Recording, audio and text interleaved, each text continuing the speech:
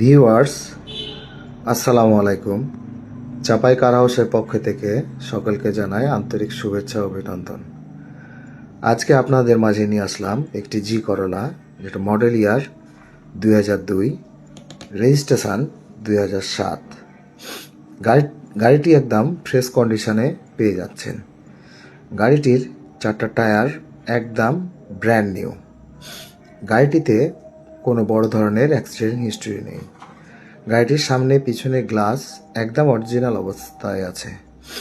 গাড়িটির কালার হচ্ছে হোয়াইট এবং ভিতর একদম ফ্রেশ কন্ডিশনে পেয়ে যাচ্ছেন।